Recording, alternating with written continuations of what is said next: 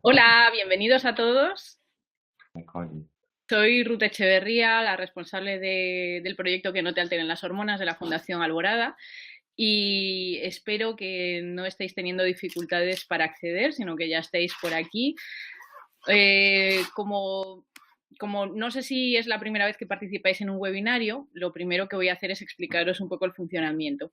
La doctora Pilar Muñoz Calero, que veis en la pantalla junto conmigo, ella es la presidenta de la Fundación Alborada y experta en medicina ambiental, quien va a impartir la mayor parte de este primer webinario sobre disruptores endocrinos.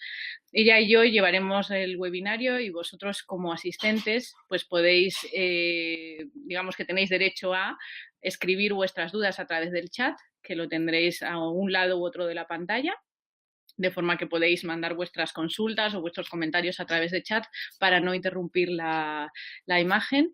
Y también deciros bueno, si no somos muchos, a lo mejor podemos dar paso a alguien con audio, pero lo veo complicado porque hay bastante gente y se puede estropear la conexión. El webinario está siendo grabado para que luego cualquiera lo pueda ver en nuestro canal de YouTube en abierto. Así que espero que lo disfrutéis mucho. Es un proyecto en el que llevamos trabajando ya unos cuantos meses, desde principios de año prácticamente, y hemos comenzado este ciclo pues con la ilusión de dar a conocer un poco más el problema de los disruptores endocrinos, que para muchos son un gran desconocido y a otros os sonarán un poco más. Así que en este primer webinario, como decía la doctora Pilar Muñoz Calero, va a darnos una explicación de qué son los disruptores endocrinos, cómo actúan, en qué se pueden encontrar, etcétera. Y por mi parte yo os voy a dar una pequeña introducción a la actividad de este proyecto, Que no te alteren las hormonas, invitándoos también a participar activamente en la prevención de los ciudadanos ante este problema que empieza a ser casi una epidemia. Así que, sin más, os quiero dar la bienvenida a todos. Vamos a ir comenzando ya. Todavía falta bastante gente, pero bueno, yo creo que en los siguientes minutos se irán incorporando. Para empezar, lo que quiero hacer con vosotros es compartir una pequeña encuesta. Se trata de que respondáis algunas preguntas sobre los disruptores endocrinos. Así que únicamente tenéis que votar, os aparecerán en la pantalla las respuestas posibles y el voto que podéis ejercer. No os he preguntado, pero bueno, si me oís bien, por favor, agradezco cualquier mensaje por chat para comprobar que todo está bien.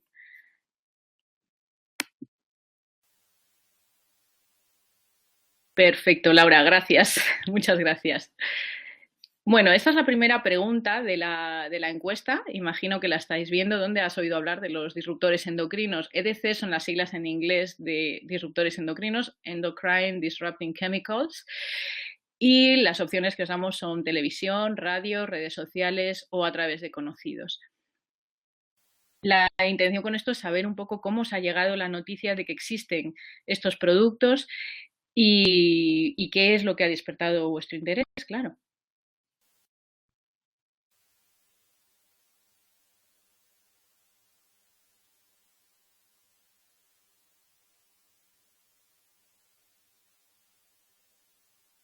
Bueno, mientras votáis, y que yo creo que ya casi estamos todos, a ver.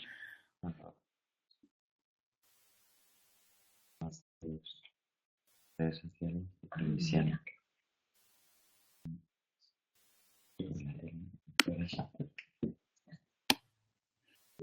Bueno, me faltan algunas personas todavía por emitir un voto. Los disruptores endocrinos, como ampliará después la doctora Pilar Muñoz Calero, son unas sustancias capaces de alterar el sistema hormonal, ya que vienen a ser como impostores hormonales, ¿no? Usurpan el papel de las hormonas naturales de nuestro organismo y hacen que se produzca una disfunción que puede afectar a distintas partes del organismo y provocar enfermedades pues, muy diferentes, como por ejemplo obesidad, infertilidad, autismo y muchas otras que nos preocupan porque están en auge. Yo creo que ya vamos a ver el resultado de la votación. Es que el 71% lo ha conocido a través de conocidos, no de los medios de comunicación, de redes sociales o de la radio, que eran las otras opciones que os dábamos, sino más bien a través de conocidos. Y pues esto dice mucho de por qué estamos aquí. Nosotros actualmente, la Fundación Alborada lleva a cabo este programa con la intención de darlo a conocer más. Y es cierto que los medios de comunicación no suelen hacerse mucho eco de este tipo de problemas, de todo lo que se refiere a salud ambiental.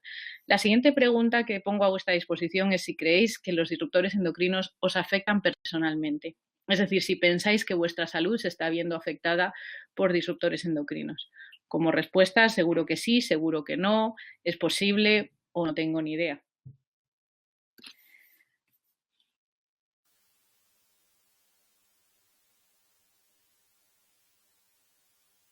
Pilar, si quieres añadir cualquier cosa, puedes interrumpirme cuando quieras, ¿eh? No hay ningún problema.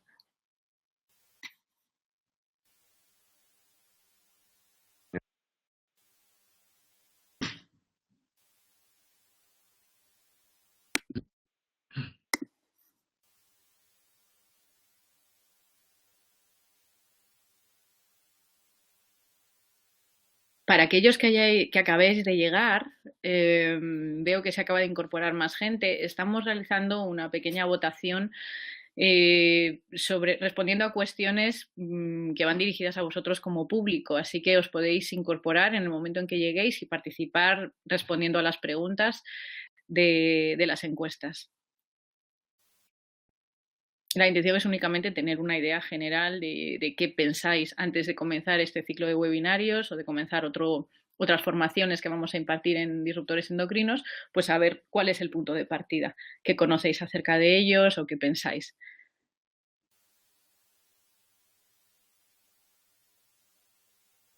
Bueno, parece que nadie más va a votar ya, así que detenemos la votación. La mayor parte creéis que sí y después hay otros que piensan que es posible. Obviamente, quien quiera que se haya apuntado a este webinario es porque algún interés tiene y quizá algo conoce. Bienvenida, Yamil, de Venezuela. Encantados de tenerte aquí con nosotros. La siguiente pregunta que os vamos a plantear es si tenéis productos en vuestros hogares que contengan disruptores endocrinos. Esto, por supuesto, desde a lo mejor la ignorancia de lo que podáis saber de este tema, pero ¿qué pensáis vosotros? ¿Creéis que no tenéis productos con disruptores endocrinos, que tenéis alrededor de 5 productos en vuestro hogar, más de 10 o que son innumerables?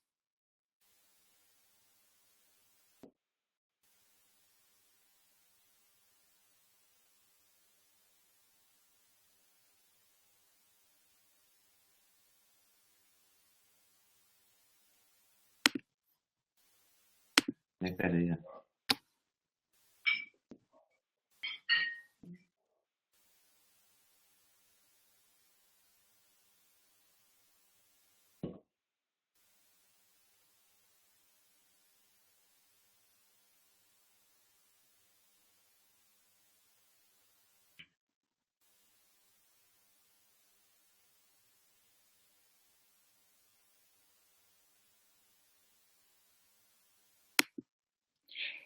Mientras se termina la votación, como dice Yamil, que su conexión es muy pobre, si tenéis algún problema y el sistema os expulsa por una mala conexión, no dudéis en retomar nuevamente el correo que os envié con el link y volver a acceder a la plataforma a través de la misma invitación. Y en caso de que no sea posible restablecer la conexión, tampoco os preocupéis porque, como os decía, lo publicaremos en nuestro canal de YouTube. De esta votación, la mayoría pensáis que tenéis más de 10 productos con disruptores endocrinos en vuestra casa, alrededor de 5. La gente que piensa que no tiene, no hay gente que piense que no tiene disruptores endocrinos en su casa. Y algunos, como yo, por ejemplo, pensamos que son innumerables. Es difícil de saber porque la mayor parte de nuestros hogares contienen productos y materiales con disruptores endocrinos. Y finalmente, una última pregunta para ver un poco vuestro conocimiento. ¿Cuál de estos productos creéis que no contienen disruptores endocrinos? Entre los ejemplos está una lata de atún, un perfume, un insecticida, una botella de agua o el tabaco. Como os digo, se trata de una opinión.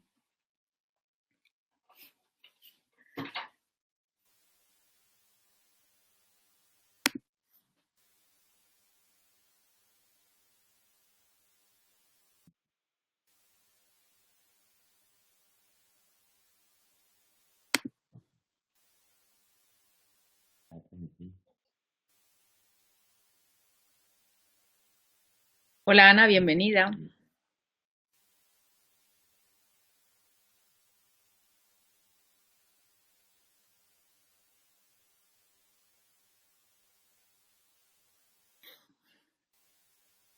Bueno, si no tenéis ni idea, obviamente no hace falta que contestéis, no es obligatorio.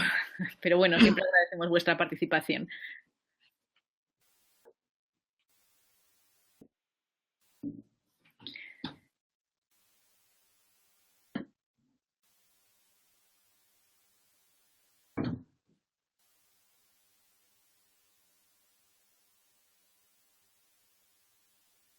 Bueno, pues yo creo que sí, que aquí podemos dar por terminada esta pequeña encuesta inicial. Los resultados que imagino que os están apareciendo, si no os aparecen me lo decís por el chat. La mayor parte de las personas piensan que es el tabaco el que no contiene disruptores endocrinos, algunos piensan que es una lata de atún o un perfume. Esto es lo que vamos a conocer hoy. ¿Qué productos pueden contener disruptores endocrinos para, digamos, tener un poco de prevención en torno a ellos y saber, pues, consumir adecuadamente o evitar en la medida de lo posible nuestra exposición a estos disruptores endocrinos? Una vez terminada esta encuesta inicial, que bueno, era para testar un poco lo que sabéis del tema o lo que os interesa, voy a dar paso a una pequeña presentación que voy a compartir con vosotros sobre el proyecto Que no te alteren las hormonas y más o menos qué se cuece en Europa, en España, en torno al problema de los disruptores hormonales.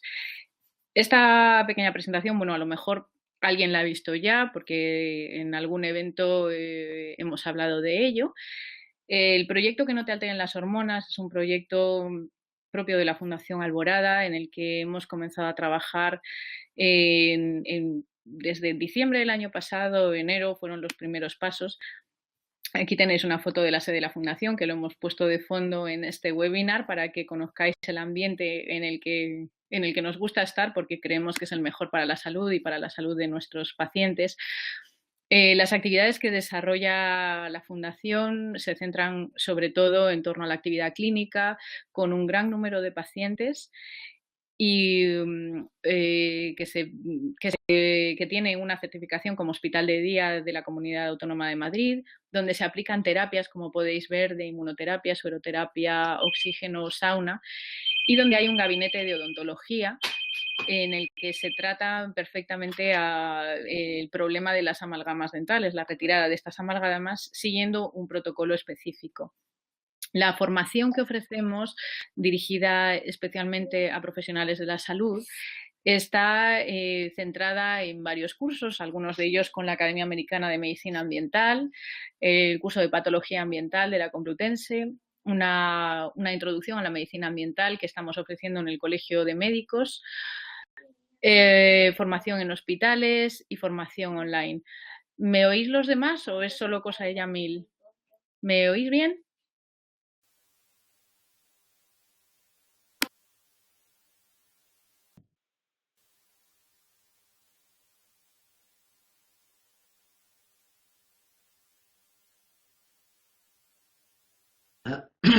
Ruth,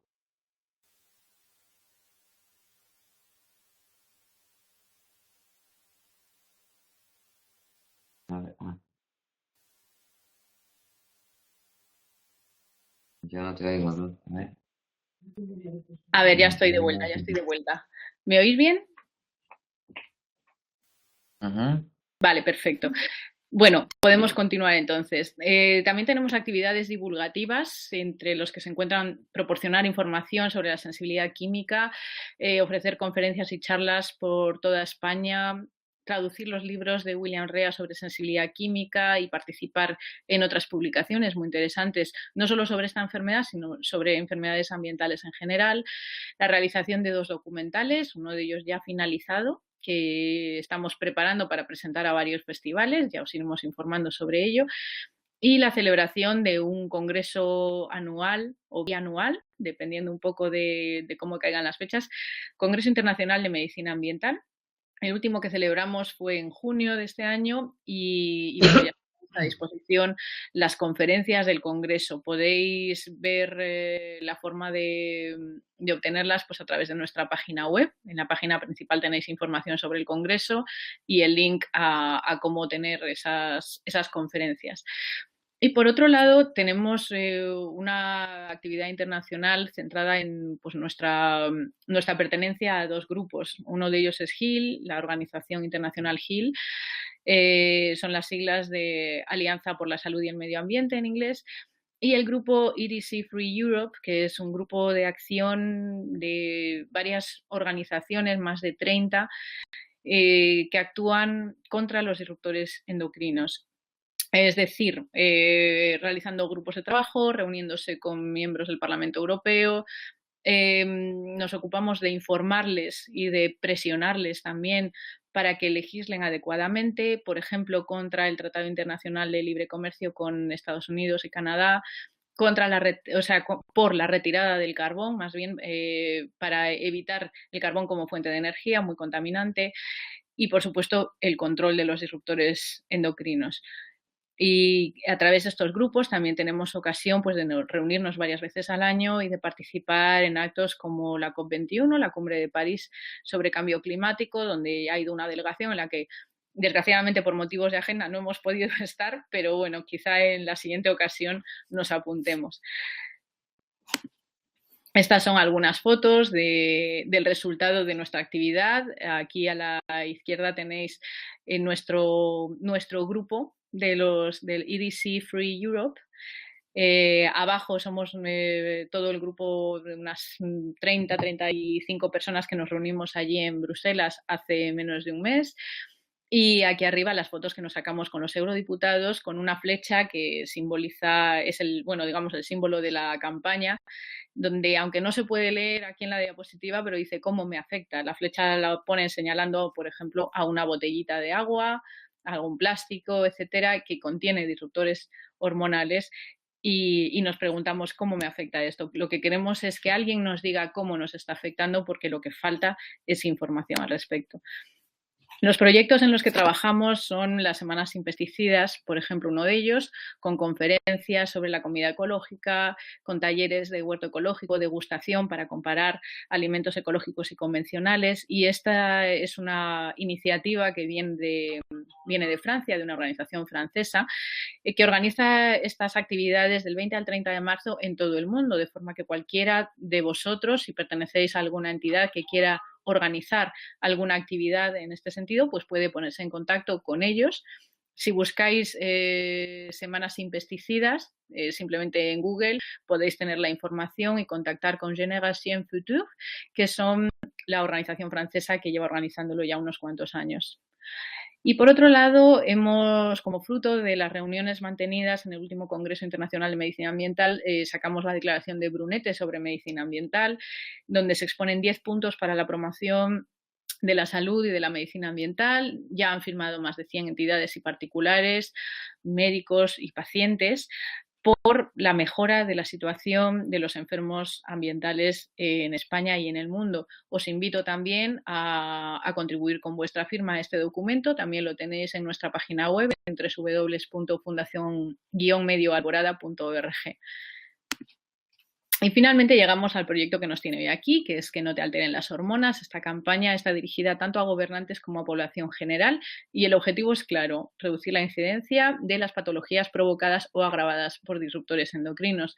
Este proyecto, en el que ya llevamos trabajando, como os digo, desde hace un año, Comenzó oficialmente, digamos, en febrero con una conferencia que se ofreció en el Huerto de Lucas, un mercado ecológico en el centro de Madrid, que llamamos Agentes que alteran tu salud, consecuencias para el consumidor desinformado y repercusión en el coste de la salud pública. En ella participaron una eurodiputada, un investigador, varios médicos y representantes de ONGs que se reunieron para hablar exactamente de por qué podíamos encontrar estos productos en cosas que consumimos habitualmente y qué implicaba esto para la salud pública en España y en el resto de Europa. Nosotros, aquí tenéis una foto de las personas que estuvimos allí ese día. La verdad es que fue todo un éxito y la impresión fue que a la gente le interesa este problema y quieren recibir más información. Este es el informe que se presentó ese día, un informe de la organización GIL que Fundación Alborada tradujo al castellano sobre el coste sanitario en la Unión Europea. ¿Cuánto corresponde a los disruptores endocrinos? Este es el título. Y estos son algunos de los titulares que podemos ver en este documento, que la Unión Europea ahorraría hasta 31.000 millones de euros al año en sanidad, reduciendo la exposición a disruptores endocrinos.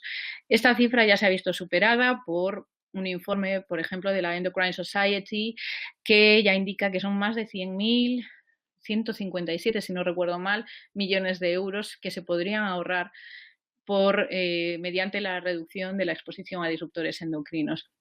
Si os interesa, en la página de la campaña, que no te alteren las hormonas.wordpress.com, podéis tener toda esta información detallada y descargaros este documento.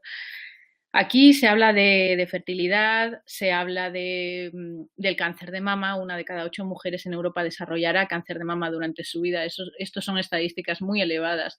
Más de la mitad de la población adulta en la Unión Europea tiene sobrepeso o es obesa. La prevalencia de los trastornos autistas, que ya es de 1 de cada 500 y sigue creciendo exponencialmente.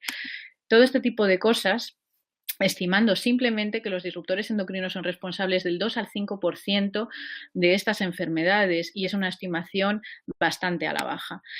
Estos son 2 millones de euros que le cuesta a la sanidad española, casi 60.000 las enfermedades relacionadas con el sistema endocrino. Y aquí os dejo el link a la página del blog, donde podéis tener más información detallada.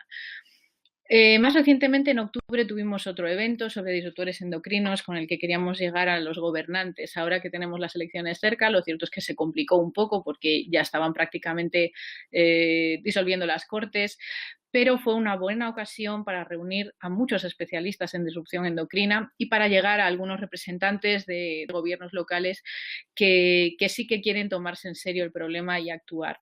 Esto fue en octubre. Aquí tenemos la foto de las personas que intervinimos en esa ocasión. Aquí os he dejado también el link. Luego compartiré con vosotros esta presentación por si la queréis tener.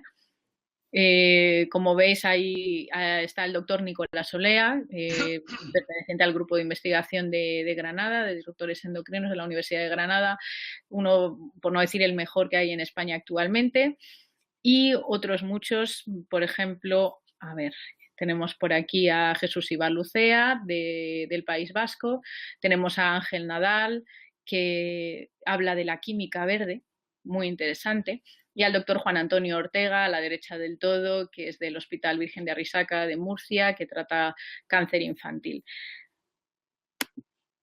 ¿Y ahora qué? Pues nada, llegamos a la recta final de nuestro proyecto. Estamos ya en el mes de diciembre, se nos echa el tiempo encima y todavía nos queda mucho por hacer. Entre ellos este ciclo de webinarios. Como veis, hoy estamos a 3 de diciembre, el inicio de este ciclo, donde ofreceremos esa revisión de los disruptores endocrinos. El 10 de diciembre tendremos a un miembro del equipo de la Universidad de Granada hablando de lo que es de qué ciencia hay detrás de los disruptores hormonales, y el día 17 de diciembre tendremos con nosotros a Angeliki Lysimachou de Pan Europe para hablarnos de los disruptores endocrinos en la Unión Europea y de la regulación de los plaguicidas. Por cierto, hoy es el Día Internacional contra los Pesticidas, un día en el que tenemos que acordarnos de todo esto y felicitarnos por las metas que se pueden ir alcanzando, pero también preocuparnos mucho por otras cuestiones. Por ejemplo, la que os voy a mencionar a continuación,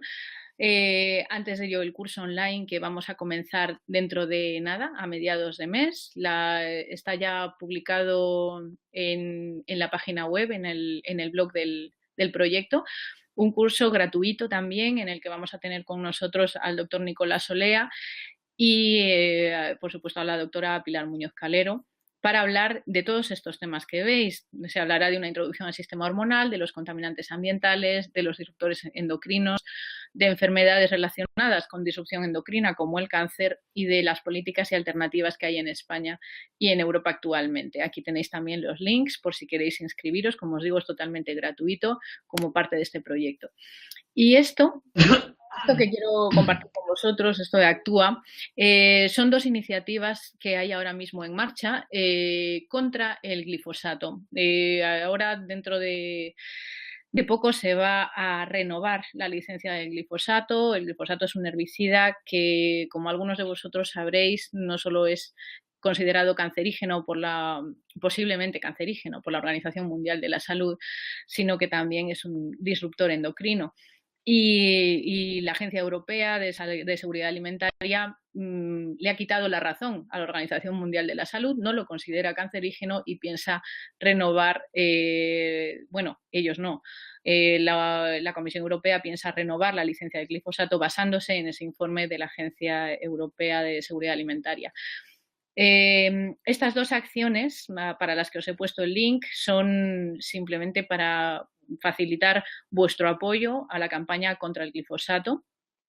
Y como estas, hay muchas campañas ahora mismo en marcha en las que podéis participar. Os invitamos a hacerlo activamente porque es la única manera de que se vea en la Unión Europea que los ciudadanos están preocupados por este problema y de darle visibilidad cada vez más. Los resultados, como os digo, son buenos. Después de la ronda de reuniones que tuvimos en el Parlamento Europeo, lo cierto es que hubo una votación para no permitir que el DHP, que es un ftalato utilizado para darle flexibilidad al plástico, para no permitir que se utilice en el reciclaje de PVC, de productos con PVC. La votación fue francamente buena y creemos que en gran parte es gracias a nuestro trabajo, así que ese trabajo hay que continuarlo haciendo y cualquiera que quiera participar o que quiera colaborar de cualquier manera con el proyecto puede ponerse en contacto conmigo. Aquí os dejo mis datos de contacto, mi email, el teléfono, porque todas las manos son pocas para luchar contra esto. Muchas gracias y vamos a cerrar esta presentación, o más bien a cambiar de presentación. Voy a dar paso a la doctora Pilar Muñoz Calero, que ya se va a meter en materia con los disruptores endocrinos. Pilar, cuando quieras. Hola, buenas tardes a todos, buenas noches. Realmente no sé los que sois porque yo tengo capacidad de verlo desde mi ordenador, pero bueno, como ha dicho antes muy bien Ruth, que si alguno no ha podido venir o ha faltado en el último momento, esto va a quedar grabado, con lo cual todo el mundo va a tener la posibilidad luego de poder escucharlo. Bueno, después de la presentación que nos ha hecho Ruth, a mí me toca, por supuesto, lógicamente, la parte médica. Y bueno, Ruth, lo que no tengo es ahora mismo la presentación, no sé cómo encontrarla porque no me pierdo un poquito. ¿Cómo tengo que hacer para ponerla? Sí, vete a More y Share Slides. Ajá, espera. Ah, vale. Vale, y la abro aquí directamente. A ver, con presentación.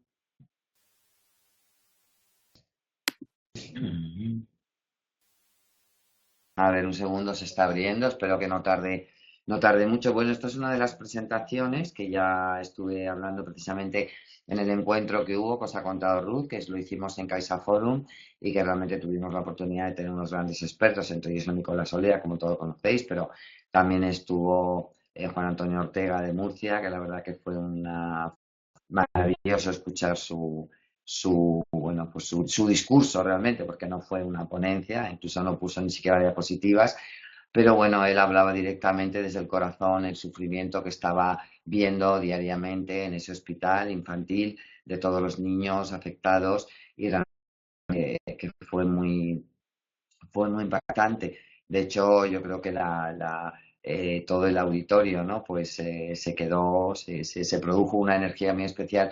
Porque claro, estamos muchas veces acostumbrados, nuestro día a día, todos los problemas que tenemos, toda la actividad de todos, pues nos impide muchas veces hacer actos reflexivos, ¿no? Sobre realmente lo que está ocurriendo.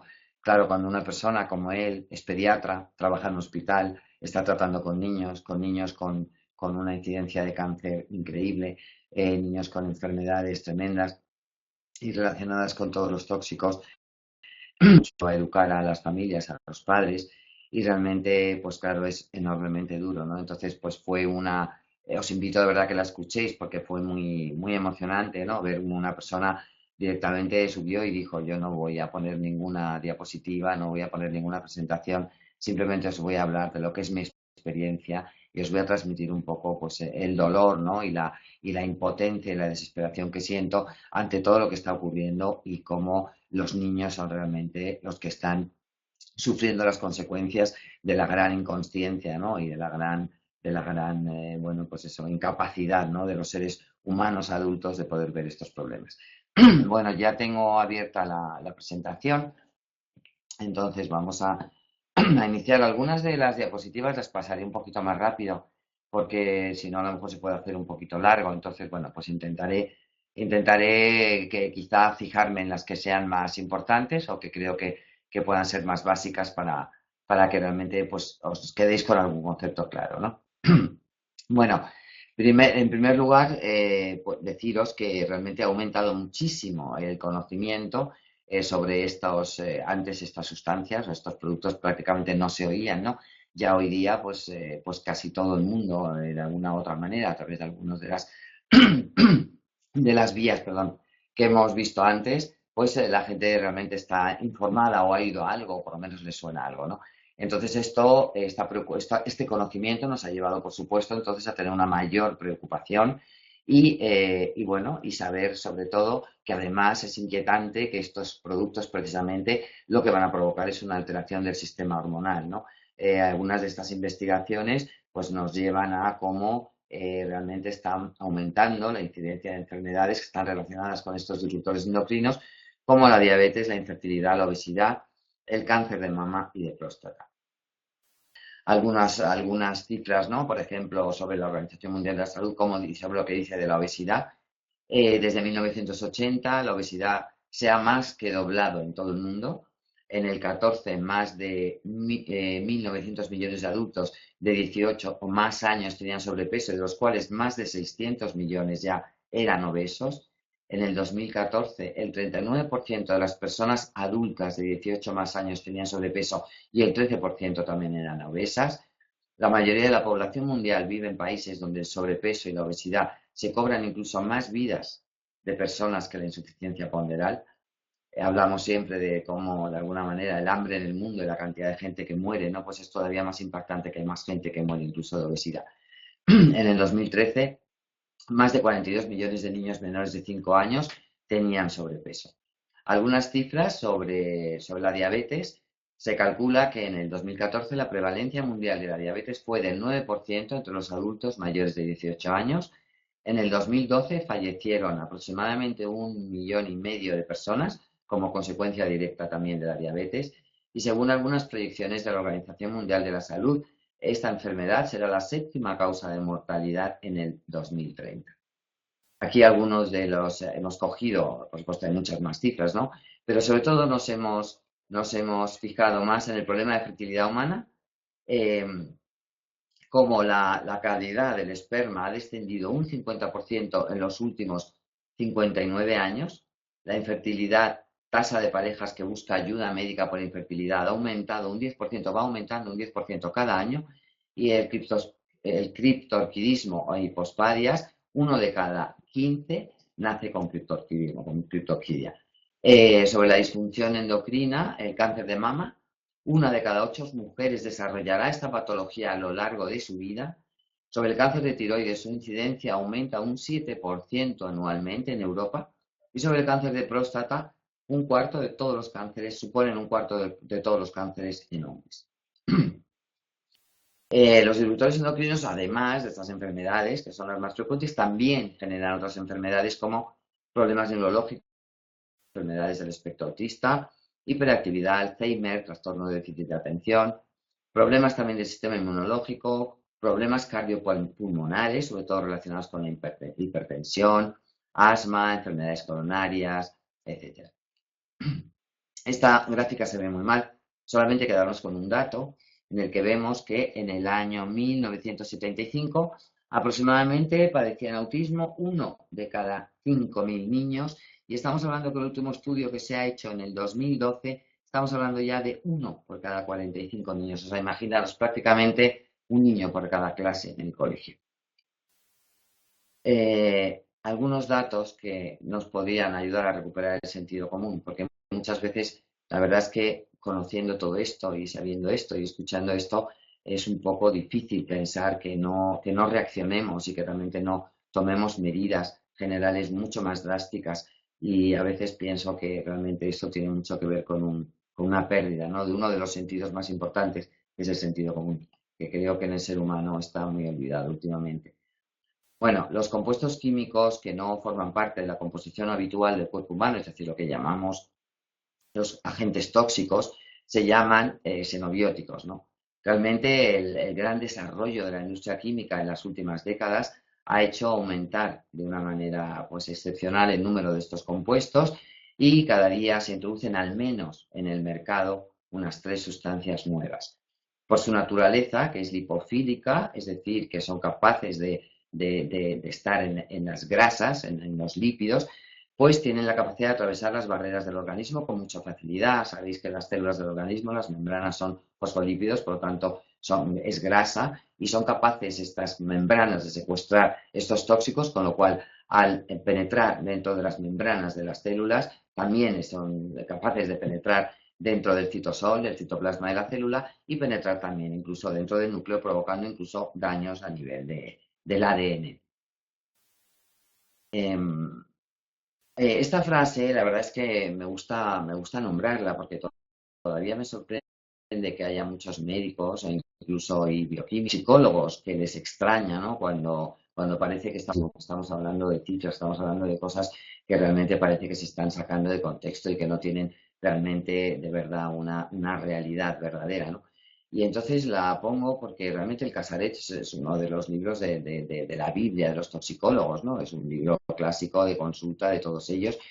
Y al poco de las primeras hojas, ¿no?, al abrir este libro, ahí está este pequeño texto que dice: la considerable cantidad de sustancias potencialmente tóxicas, junto con la multitud de estructuras y procesos biológicos que se pueden deteriorar, hacen que el número de vías posibles para llegar al efecto tóxico sea enorme. Es decir, que lo raro es pensar que si estamos rodeados de más de 150.000, creo, o 140 y tantas mil sustancias tóxicas que se han liberado al mercado sin ni siquiera haber hecho el estudio adecuado de ellas y sin haber demostrado su inocuidad, que estas sustancias no son capaces de provocar, una vez que entra en nuestro organismo, que al final nuestro organismo es un laboratorio en el que al producir diferentes encuentros entre diferentes sustancias tóxicas, pues puedan producirse sinergias, antagonismos, se potencien. Es decir, que esto que pone aquí realmente se nos olvida con una gran facilidad, cuando creo que es lo más fácil de pensar, que una vez que entra en nuestro organismo puedan provocar multitud de efectos tóxicos. Entonces, hay realmente una diferencia entre el metabolismo de un nutriente y de un xenobiótico. Es decir, cuando un nutriente entra en nuestro cuerpo, sé que estas cosas son un poco básicas y sobre todo para algunos de los que estáis escuchando, que sois médicos, pero realmente creo que es importante no volverlo a recordar. Realmente hay diferencia entre el metabolismo de un nutriente y un xenobiótico. Es decir, cuando un nutriente entra dentro de nuestro organismo, se metaboliza y produce lo mismo que cuando es un xenobiótico. Bueno, pues como vemos, no es así realmente. Cuando un nutriente entra en nuestro organismo, pues una de lo que ocurre, sobre todo, bien a través de la vía pulmonar o de la vía digestiva, pues lo que ocurre es que sirve para el anabolismo. Es decir, esas sustancias se utilizan para que nuestro cuerpo vuelva otra vez a formar estructuralmente todo nuestro metabolismo, se obtiene energía, son elementos estructurales, regulan las funciones biológicas, etcétera.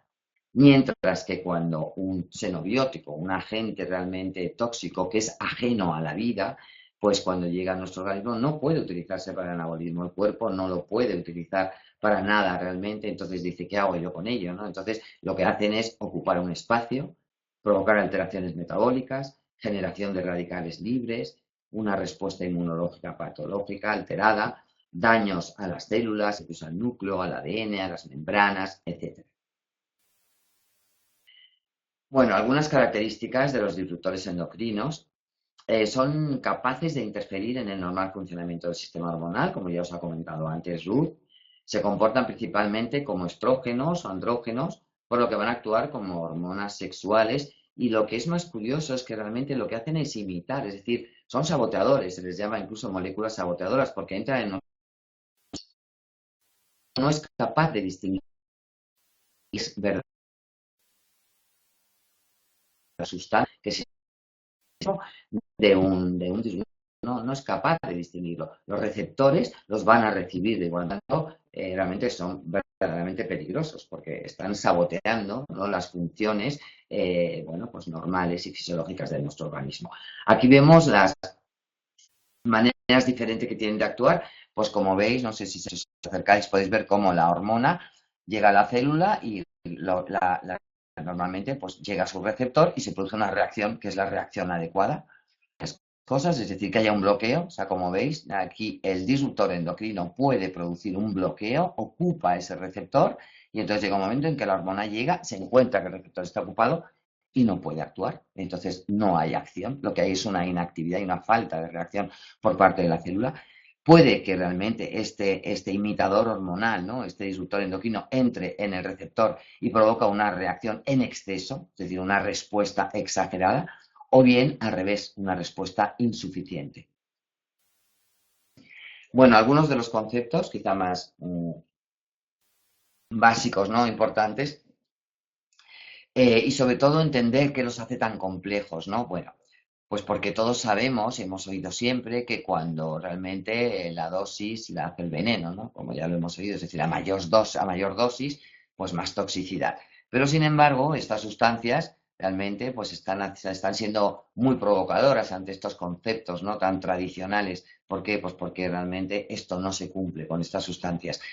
Nuestras células tienen una serie de receptores y lo que ocurre en este caso es que estos receptores de estas células son enormemente sensibles y simplemente con que el 1% de ellos esté ocupado, es decir, llegue esas sustancias a esos receptores, inmediatamente ya van a provocar una respuesta.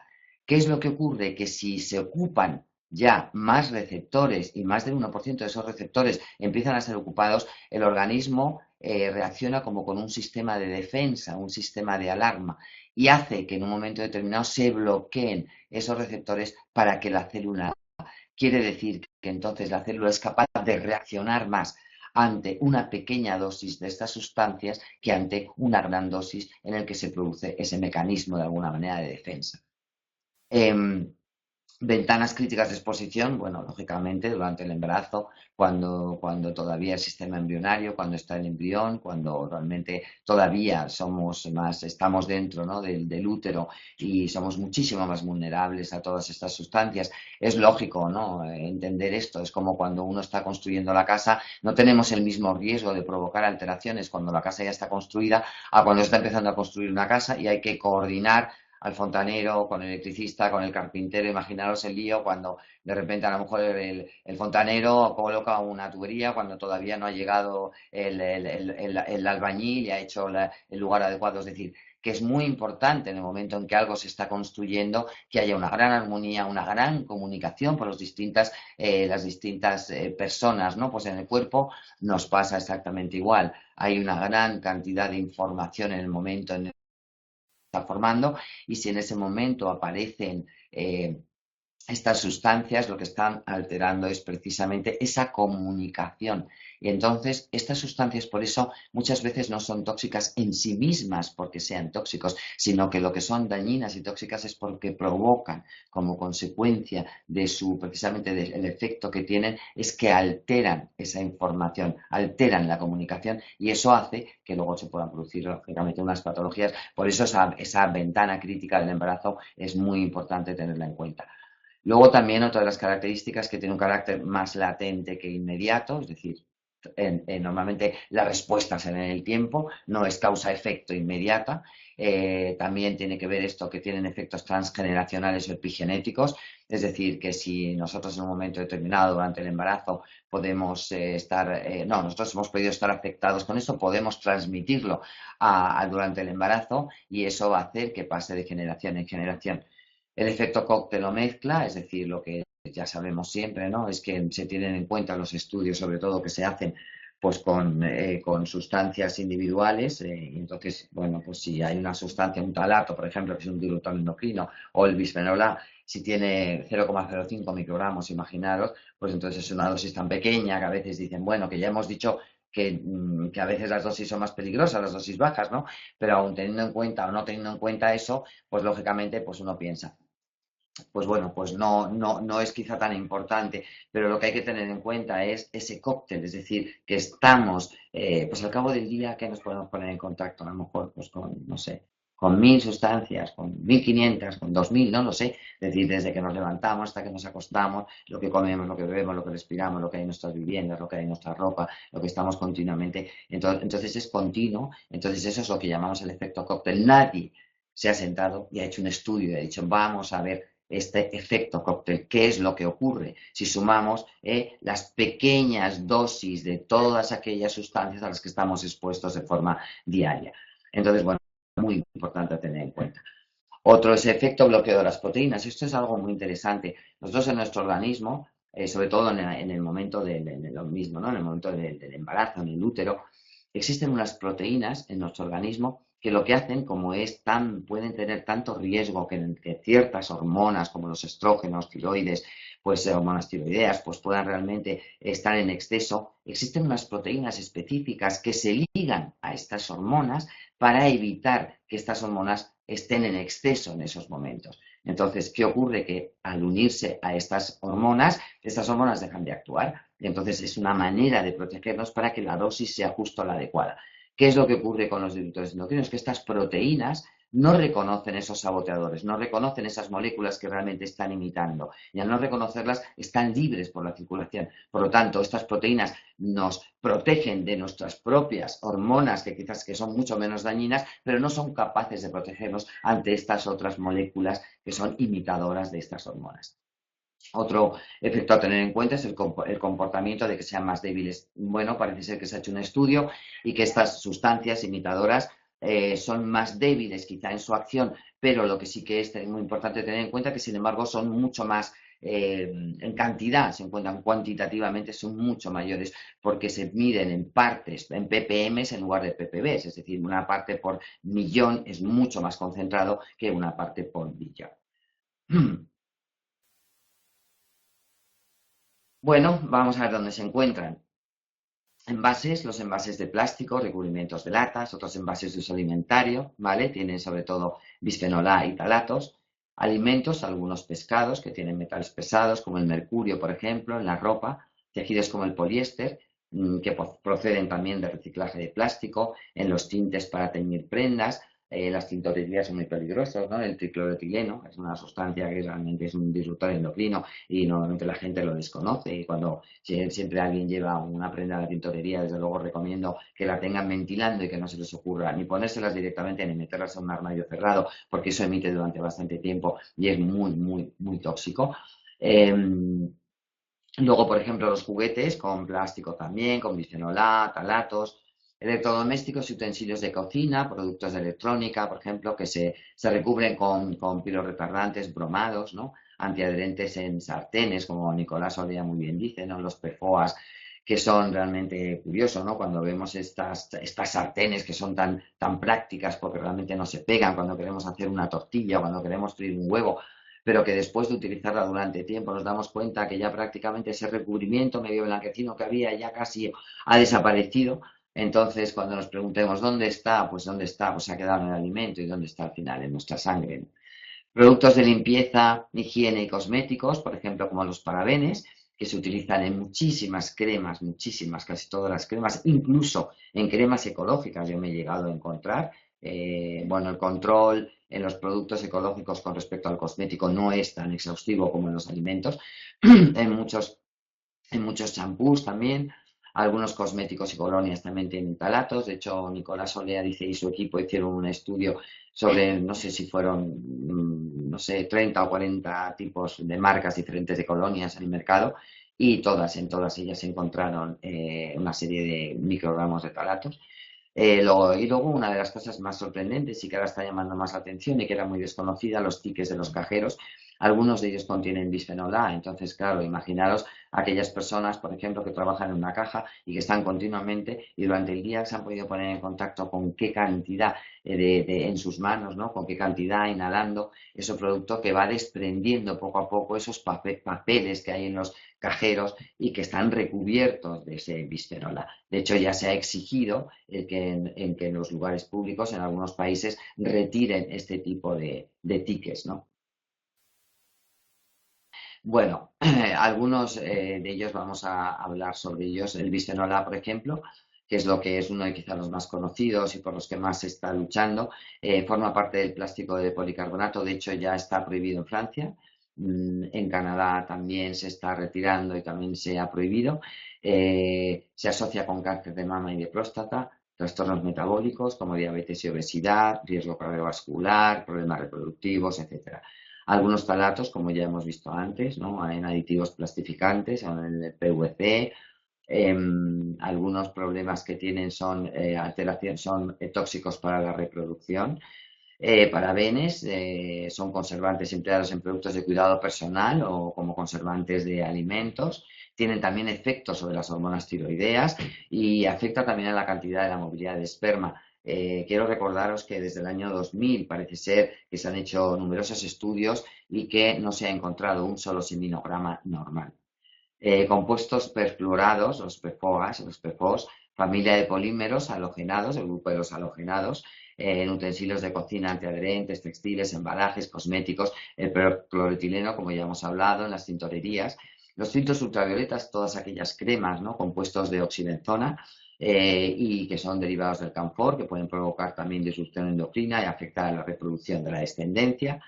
El BHA es un antioxidante y conservante empleado en alimentos como la goma de mascar, envases de alimentos, cosméticos y producen también problemas reproductivos.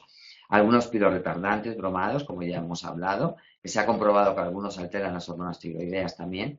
Metales pesados como el mercurio que aún se emplea en amalgamas dentales. Efectos en ovarios y en los testículos provocando trastornos inmunes y reproductivos y además un aumento del cáncer de mama. Algunos pesticidas. Muchos de ellos se utilizan en el sistema agrícola y muchos son sospechosos de ser alteradores hormonales. Pueden ser ingeridos como residuos en frutas y verduras procesadas, por eso es tan importante. Y nosotros recomendamos siempre a nuestros pacientes tomar comida ecológica porque es uno de los primeros pasos de tratamiento. Bueno, como sabéis, pues nosotros estamos especializados también en la sensibilidad química múltiple, una de las enfermedades, las patologías emergentes que realmente nos hablan de este nuevo paradigma, que son una serie de enfermedades que tienen unas características muy particulares y que son enfermedades degenerativas, crónicas, de hipersensibilidad e inflamatorias. Son muy importantes tenerlas en cuenta, son enfermedades, muchas de ellas, que ya no responden a los mismos diagnósticos, que no responden al mismo tipo de tratamientos, que los signos clínicos son diferentes y que eso hace que haya ahora mismo esta confusión en el mundo sanitario, donde realmente los profesionales de la medicina no quieren terminárselo de creer, puesto que no lo conocen y eso les resulta incómodo y lo que hacen es derivarlo a psicólogos o a psiquiatras porque realmente no saben muy bien qué hacer con ello. Pero por otro lado, ya se están empezando a preguntar qué es lo que está pasando aquí. O sea, cómo es posible que cada vez haya más personas que acudan a nuestras consultas y ya no nos sirven las mismas herramientas, ya no podemos hacer lo mismo. Entonces eso provoca realmente mucha frustración a los médicos, por lo menos a algunos de aquellos médicos que todavía de verdad tienen vocación y que de verdad pues ayudar al paciente, ¿no? Y a la persona que está enferma y que sufre. Bueno, recordaros un poco como la clasificación, como ahora mismo os voy a contar un poco cómo está el tema de la sensibilidad química múltiple en España, que ha habido muchos, bueno, un poco de desconcierto, ¿no? En qué es lo que realmente, qué es lo que había ocurrido. Bueno, la situación a nivel mundial es que en Austria está ya en la clasificación internacional de enfermedades. La clasificación internacional de enfermedades es un método que se utiliza sobre todo como un método diagnóstico, método estadístico, y lo que hace es que cada país, ¿no? Tiene su propia CIE y luego después la Organización Mundial de la Salud tiene su propia clasificación internacional de enfermedades y realmente tiene en cuenta estas CIEs de todos los países, pero al final la única entidad realmente que tiene capacidad de verdad de reconocer una enfermedad es la Organización Mundial de la Salud. Eh, Realmente si lo pensamos es un poco triste, ¿no? Porque muchas veces una enfermedad es cierta y no se reconoce y por el hecho de no se reconoce es como si un ser humano pues por no tener carne de identidad no existiera. Las enfermedades sí existen y son verdaderas, aunque no estén reconocidas. Pero bueno, el hecho es que realmente estamos viviendo en este mundo, ¿no?, tan burocrático por ejemplo, lo que ocurrió con la esclerosis múltiple es una enfermedad que tardó, que hoy día nadie duda sobre ella, y sin embargo se tardaron 14 años en ser reconocida. Se pensaban que eran personas que se les tacharon de una catatonia periférica y que eran personas pues absolutamente histéricas, neuróticas, y se les derivaba al psiquiatra y muchos de ellos pues realmente hoy día están, bueno, fallecieron con esa etiqueta y realmente su sufrimiento fue enorme, ¿no? Bueno, en la actualidad, un pequeño repaso. En Austria está la sensibilidad química múltiple en la clasificación internacional de enfermedades en número 10, con el código T78.4. En Japón, en la CIE 10, con otro código, el T65.9. En Alemania, en el año 2000, incluye dentro de su CIE 10 la incluye como una enfermedad realmente de alguna forma psicológica o o sea, somática y psicológica a la vez, y luego ya sin embargo lo cambian y reconocen que es una enfermedad en sí misma orgánica. Suiza, en la CIE 10, Dinamarca también en su CIE 10, y recientemente en España ya está incluida en el buscador de la CIE 9, modificación clínica, se encuentra en el código 995.3 como alergia no específica, pero sin embargo no cuenta con un código propio. Actualmente la sanidad, porque eso, como hemos dicho, el único que tiene capacidad de hacerlo es la Organización Mundial de la Salud. Actualmente la sanidad pública española no trata la enfermedad, pues por desgracia aún desconocen el tratamiento, que existe y lo hay, pero ellos lo desconocen.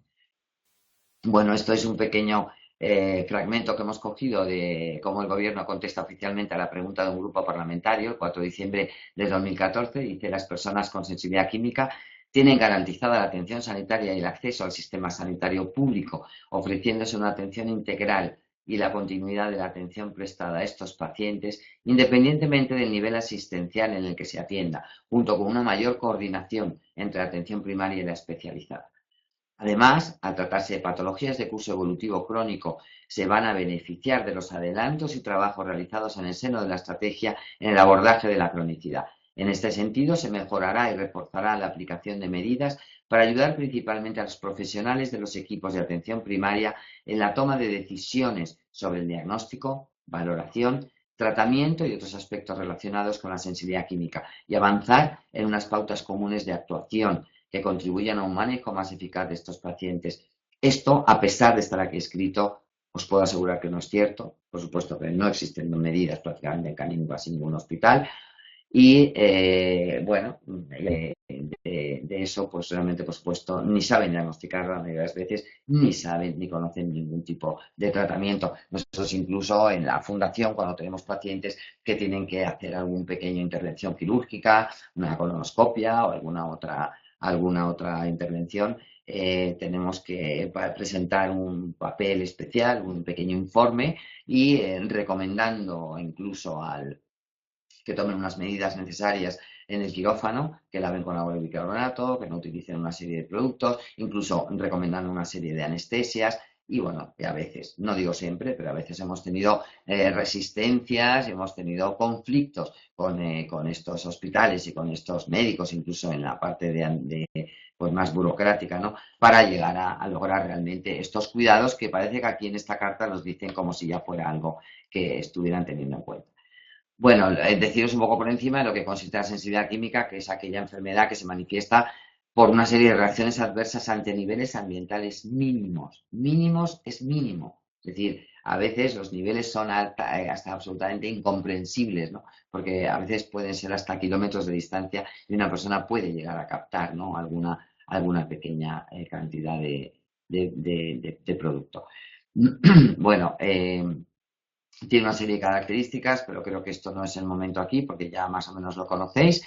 Sí que saber, ¿no?, que es importante que existe una individualidad bioquímica. ¿Por qué digo esto? Pues porque realmente una de las mayores problemas que tenemos es que se piensa, cuando es absurdo, porque ocurre en otras enfermedades, no solo una sensibilidad química múltiple, el hecho de que, bueno, si todos estamos expuestos a algunos químicos, ¿cómo es que todos no tenemos sensibilidad química? Deberíamos de tenerlo todos, si están dañinos estos tóxicos.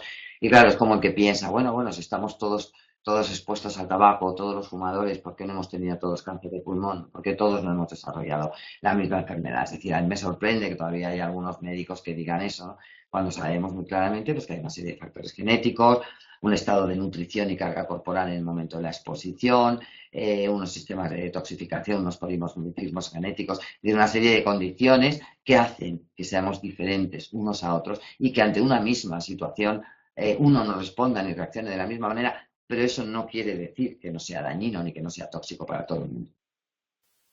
Por la consulta de la Fundación Alborada han pasado más de 500 enfermos de sensibilidad química en los que se han observado alteraciones del sistema endocrino provocadas por agentes externos a los que se han visto expuestos a lo largo de sus vidas. Eso nos va a indicar la clara influencia de estos alteradores hormonales en el desarrollo de esta enfermedad. Van a formar, por lo tanto, parte del amplio abanico de causas que generan las enfermedades ambientales. En base a nuestra experiencia clínica, podemos afirmar que más del 95% de los casos de sensibilidad química son desencadenadas o de alguna manera intervienen de alguna forma para en la sensibilidad química. Lo que pasa es que sí que es importante tener claro, ¿no?, que la sensibilidad química es la acumulación de distintos factores que van a provocar el desarrollo de la enfermedad. En un elevado porcentaje de personas con sensibilidad química serán personas expuestas a pesticidas y o metales pesados. Tras estas veces incluso inadvertida, va a aumentar la carga tóxica del individuo y esto va a desencadenar una extrema sensibilidad nerviosa central, viéndose alterado el sistema nervioso autónomo. Como consecuencia, van a aparecer muchas reacciones a diferentes productos que tienen en su interior estas sustancias potencialmente tóxicas, aunque sean en pequeñísimas dosis. Una vez que el sistema nervioso autónomo se altera, pues como podéis, tóxicos entran en el torrente sanguíneo, hay una respuesta generalizada y desequilibrio del sistema nervioso autónomo. Aquí tenéis un sistema nervioso autónomo y, como veis, inerva prácticamente todos los órganos del cuerpo y por eso puede provocar alteraciones funcionales en todos los órganos. Entonces empezar pues, desde sensibilidad al frío, ansiedad, alteraciones en el sudor. Nosotros a veces tenemos pacientes que no pueden sudar y el día que después de recomendarles muchas veces hacer saunas empiezan a sudar, pues realmente se quedan ellos sorprendidos, ¿no? Porque, o al revés, o hay personas que tienen un exceso de sudor, náuseas, hinchazón, alteraciones digestivas. Si la agresión continúa, entonces se puede ya empezar a complicar, provocando espasmos, vasodilatación, edemas, hematomas, etc.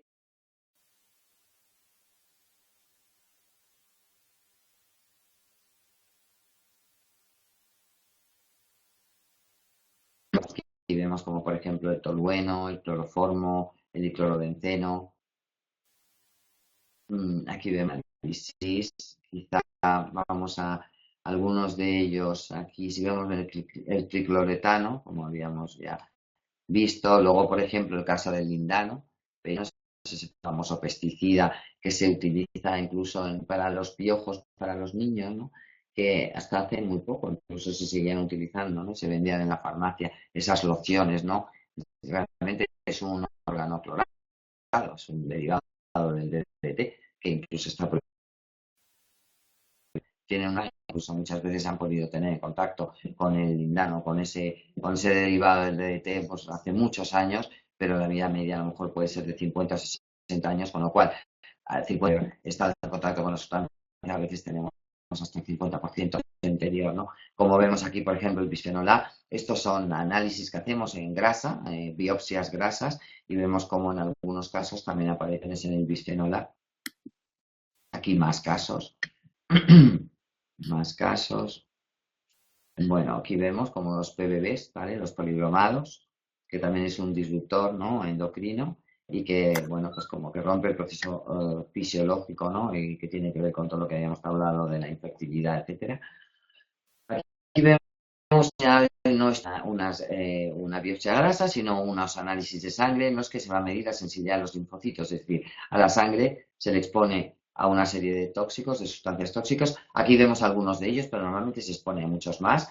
Y lo que nos va a valorar y lo que nos va a medir es la sensibilidad, es decir, la respuesta de ese linfocito cuando se expone al tóxico. Entonces, ese linfocito puede o alterarse mínimamente o alterarse más o incluso llegar a morir. Entonces, lo que hablamos es de que puede haber una reacción leve, moderada o severa. Cuando hablamos de más de 200, siempre hablamos de severa, entre 100 y 200, moderada y por debajo de 100, leve, que simplemente lo único que quiere decir es que también tenemos que tomar medidas porque, aunque en un principio sea leve, si continuamos exponiéndonos, probablemente llegará un momento en el que cada vez será más severa y estaremos teniendo reacciones continuamente, que es lo más frecuente que ocurre en las personas con sensibilidad química. En este caso, pues vemos, por ejemplo, que hay diferentes reacciones, ¿no? Sustancias como el petróleo, como el formaldehído.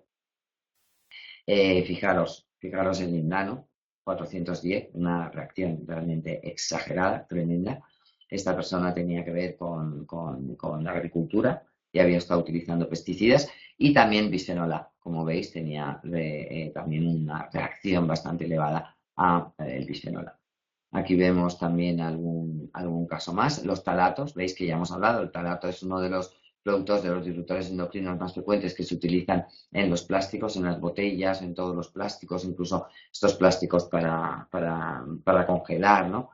Aquí vemos también como el bisfenol A. Luego se les expone a campos electromagnéticos. Cuando se dobla prácticamente el resultado que da cuando se expone la sustancia tóxica a la sangre y prácticamente se dobla una vez que se expone después al campo electromagnético, en ese caso las personas también tienen una electrosensibilidad y es una manera también de poderlo. Aquí vemos más casos también. Más casos. Bueno.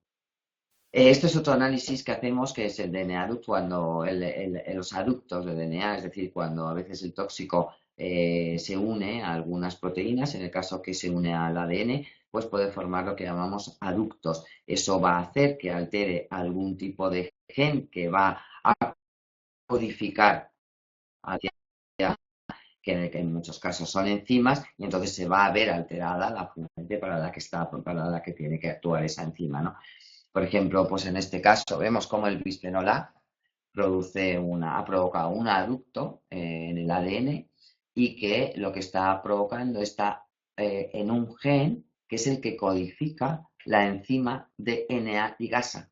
Entonces, ¿qué ocurre? Que esta enzima DNA ligasa, si no está alterada, pues en la traducción del ADN, del ARN, va a ser, y de como si dijéramos, de la restauración, ¿no? De todas las cadenas del ADN, pues va a estar alterada, con lo cual es muy importante porque cualquier lesión que se pueda provocar, pues esa enzima no va a funcionar de forma correcta.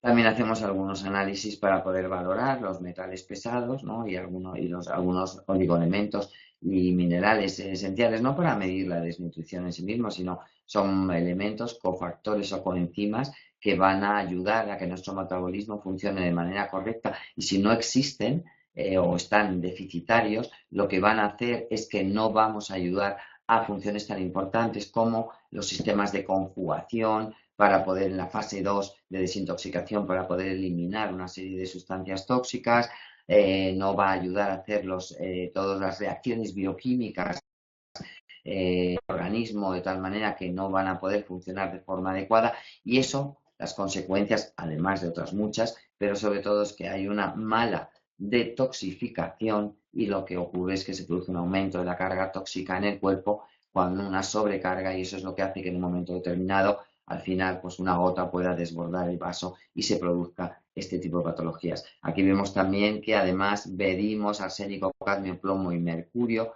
talio también, pero no se ve aquí, y vemos como ya estamos hablando de un percentil 95, con lo cual ya vemos que en este caso pues ya estamos hablando de arsénico. Esto está medido dentro del eritrocito, es decir, quiere decir que no es en plasma. es dentro del eritrocito, pero es que normalmente los metales pesados tienen una gran afinidad por estar dentro del interior del eritrocito. Ya vemos, por ejemplo, el plomo, vemos el mercurio, ya tiene niveles elevados. Esto es lo que nosotros podemos percibir que está en ese momento circulando en sangre. Lo que no es el mercurio, el cadmio, el plomo, que ya se ha depositado en los tejidos. Para eso hacemos otro tipo de pruebas de provocación para ver de qué manera podemos sacar algo de esos tejidos para poder valorar de una manera más rigurosa la intoxicación que la persona tiene en su organismo. Es como cuando nosotros hacemos una medición en una casa, en una habitación, del polvo que hay, pero luego parece que aparentemente está más o menos limpio, hay muy poco, pero sin embargo nos metemos en los cajones o empezamos a mirar debajo de los muebles y nos podemos encontrar un polvo que está ahí incrustado y que no somos capaces de detectar a simple vista. Estos análisis son los que son capaces de detectar lo que está circulando intraeritrocitariamente en nuestra sangre, pero no es capaz de poder decir exactamente qué cantidad de toxicidad está ya, de tóxicos, están depositados en nuestro organismo a otros niveles, ¿no? Bueno, aquí todo esto pues son lo mismo, más análisis, fijaros en este caso el arsénico, fijaros el selenio, que realmente es un importantísimo, porque si no la glutatión peroxidasa, que es una de las enzimas más importantes que nos ayuda a neutralizar y a desintoxicar, pues realmente si no tenemos selenio, esa glutatión peroxidasa no es capaz de funcionar de forma adecuada. Por eso uno de los tratamientos que ponemos es desde el punto de vista intravenoso poner glutatión y lo ponemos junto a selenio para ayudar a que realmente pueda funcionar de forma correcta. España es un país pobre en selenio, las tierras están empobrecidas y no es fácil encontrar a personas con déficit de selenio. Todos esos pequeños déficits que poco a poco nuestro cuerpo se va, como si dijéramos, adaptando de una forma crónica a tener cada vez menos, llegamos, no lo notamos, porque claro, es una cosa que va ocurriendo poco a poco, pero es lo que va haciendo que el cuerpo poco a poco se vaya deteriorando, que nuestro sistema inmunológico cada vez se vaya debilitando, nuestra capacidad de desintoxicación cada vez sea más pequeña y eso es lo que va haciendo que poco a poco la carga tóxica aumente y llega un momento en que nuestro organismo pues llega algo, una exposición, alguien ha ido un día a un parque y han fumigado, alguien ha ido a un lugar que han pintado una habitación y ese es el que hace que ya ese cuerpo que tiene una carga tóxica determinante que acabe desencadenando toda la sintomatología. Bueno, hay un mecanismo clarísimo detrás de todos estos procesos que según el profesor Martin Pol, ¿no? Que habla sobre el ciclo no, el no paradigma, y bueno, pues realmente gracias a él le tenemos mucho que agradecer, pues ha escrito un libro eh, que es muy interesante, que yo recomiendo, está en inglés, que es eh, Explicando las enfermedades inexplicadas. Y bueno, sobre el ciclo aquí una pequeña, esto realmente es complejo, no vamos a explicar ahora, no os asustéis, pero simplemente decir que todas nuestras células o casi todas tienen unos receptores que se llaman NMDA, ¿vale?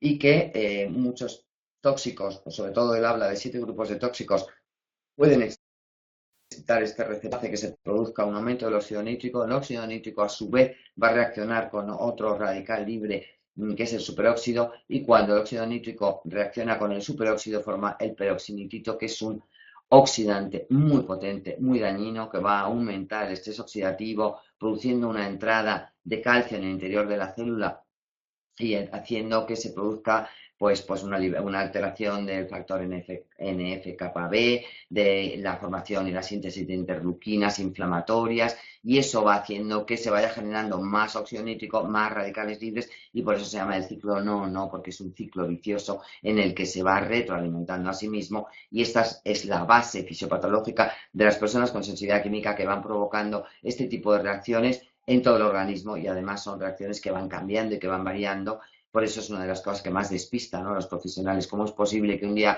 te duela la cabeza, otro día te duela el brazo derecho, otro día la pierna? Porque realmente este tipo de reacciones a nivel bioquímico pueden ocurrir, como he dicho, en casi cualquier órgano, ya que los receptores de NMDA prácticamente están en casi todas las células, y eso hace que, bueno, que pueda producir estas alteraciones en casi todos los órganos. Bueno, esto lo vamos a pasar, que es un poco lo que os acabo de decir de la explicación de este ciclo no.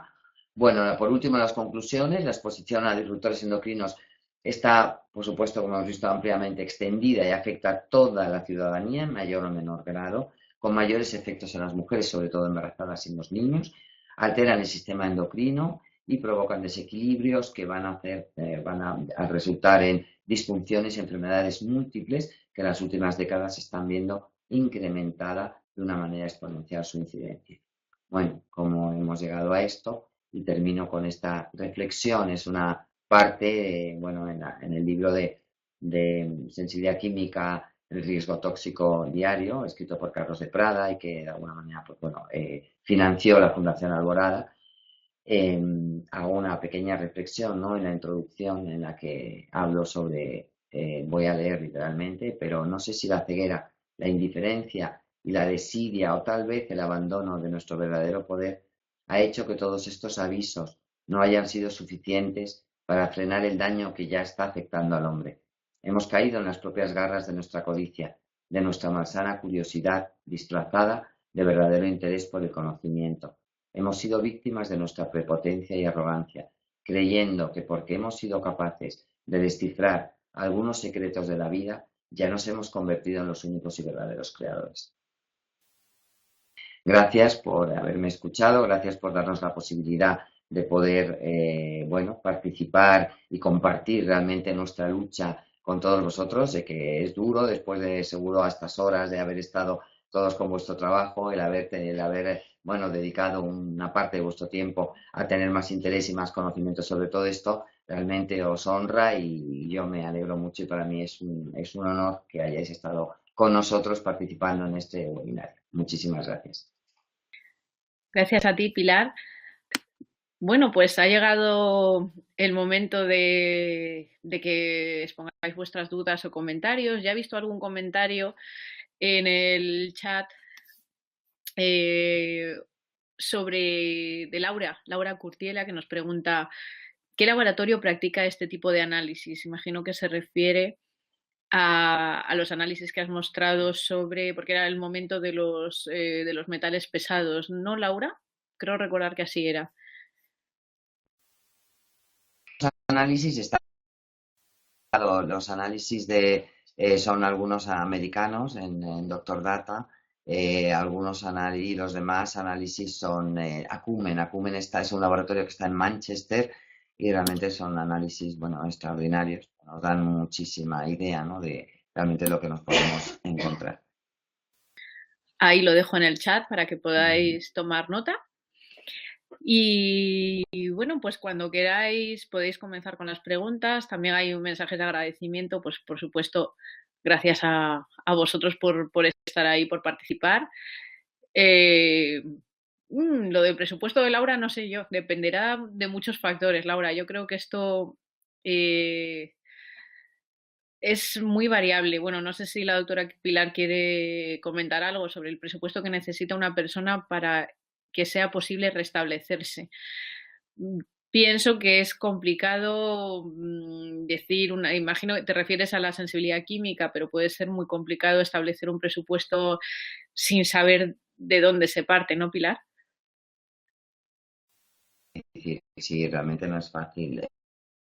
Muchas veces encarece el tratamiento, que sí, que por supuesto tenemos que utilizar análisis de laboratorios que no están aquí en España, vacunas que tenemos que importar de Inglaterra, lo que es la inmunoterapia, bueno, pues medicamentos que son medicamentos extranjeros, que realmente son, bueno, se tienen que conseguir en farmacias que no están en España. Es decir, todo es algo realmente muy complejo y realmente es algo costoso, pero que no tendría por qué serlo. Es decir, si esto en España, que es para lo que estamos luchando, al final se logra conseguir que un laboratorio sea capaz de hacerlo aquí y podamos conseguir que los tratamientos serían muchísimo más económicos. Otro de la parte que encarece mucho, aquí viene gente de toda España, nosotros tenemos incluso ahora pues, gente que está de Italia, ¿no? Entonces realmente es complicado porque claro, tienen que mantenerse, son tratamientos largos, no son tratamientos de poco tiempo, entonces bueno, pues tienen que permanecer en un hotel o tienen que permanecer o alquilarse alguna vivienda, es decir, el tratamiento y lo que sería el coste aquí, pues todo lo de alrededor, pues realmente también es muy costoso. Entonces, bueno, pues mientras tanto, tenemos las herramientas que tenemos, las posibilidades que tenemos y es lo que podemos hacer y no podemos hacer otra cosa.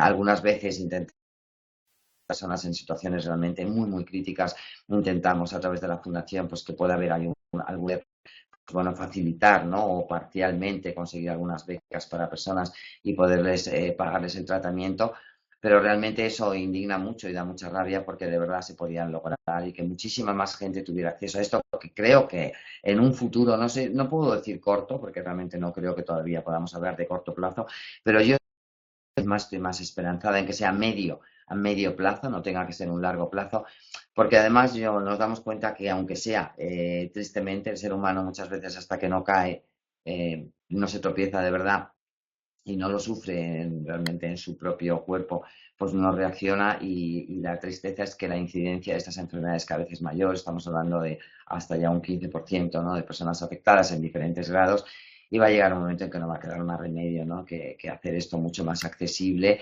¿Y por qué? Pues porque además de estar de personas que estén encerradas en una habitación o en una casa con unas mascarillas, con una vida prácticamente que son pues muertos en vida, porque realmente la vida se les para ellos, ¿no? Como decía una persona afectada aquí en nuestra clínica, ¿no? Decía, para mí, los 4 años que he tenido que estar retirada de alguna forma con una mascarilla, bueno, era mirar la vida desde una ventana, es decir, cuando salí de todo aquello, cuando ya después del tratamiento pude empezar bueno, pues a salir realmente, habían pasado tantas cosas a mi alrededor, a mis amigas, a mi gente, que me parecía mentira, parecía como que el mundo se hubiera parado para mí durante esos años y era realmente, es algo muy duro, ¿no? Entonces, pues realmente tenemos que luchar porque no hay derecho y creo que estas personas tienen posibilidades de hacer una vida con pocas limitaciones. Por supuesto, limitaciones siempre va a haber, porque van a ser siempre personas sensibles, pero con pocas limitaciones me refiero en que vamos a pasar de personas que están encerradas prácticamente en un lugar, en una vivienda y sin poder hacer ningún con el mundo a personas que puedan salir, aunque siempre tengan que tener cuidado, aunque siempre tengan que tomar comida ecológica, pero por supuesto se trata además de que el mundo acabe haciendo eso, es decir, no se trata de que nosotros tengamos que seguir luchando para adaptarnos a un mundo que está lleno de venenos, sino que se trata de que el mundo sea el que cambie y cada vez sean menos los venenos, para que cada vez la gente pues pueda salir con mayor libertad sin tenerse que dañar, porque si no, tristemente, realmente creo que hay que ser muy pesimista con respecto al futuro de la humanidad si seguimos así. Entonces es muy difícil calcular el presupuesto realmente. Sí, gracias, Pilar. Os he dejado en el chat el link para descargar mi presentación, que vamos, son datos totalmente, vamos, de acceso libre, así que podéis descargarlo de allí y acceder a los links que os he ido facilitando. El de la doctora Pilar no lo sé porque hay algunos datos que es posible que tengamos que proteger de alguna manera por el tema de las analíticas, pero si estáis interesados en la presentación o bueno, las partes más importantes de las presentaciones, pues luego si queréis me podéis enviar un email a ruth@fundación-medioalborada, os lo estoy escribiendo aquí, .org, y más adelante os podemos enviar una versión que no presente ningún problema por los datos. Y no sé si tenéis alguna otra duda o comentario.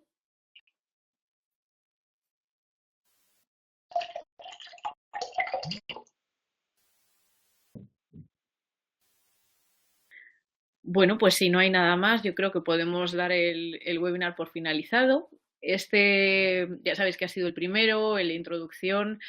Ha sido un placer teneros aquí hoy y espero que veros por aquí nuevamente de aquí en una semana, cuando tendremos con nosotros a un miembro del equipo de Nicolás Olea de la Universidad de Granada para hablar precisamente de cómo está la investigación en disruptores endocrinos.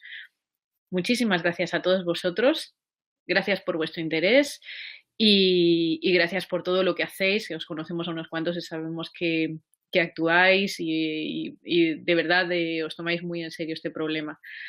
Así que nada más, Pilar, ¿quieres despedirte? Nada, muchísimas gracias a todos.